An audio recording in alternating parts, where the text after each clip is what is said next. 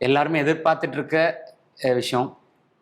நீங்களும் ரஜினி சாரும் சேர்ந்து ஒரு படம் எப்ப பண்ணுவாங்க? கிட்டத்தட்ட 30 வருஷத்துக்கு மேல ஆயிடுச்சு. எந்த மாடியில் நின்று பேசணும்னு பார்த்து இதுக்கு கீழே ஒரு மாடி இருக்கு.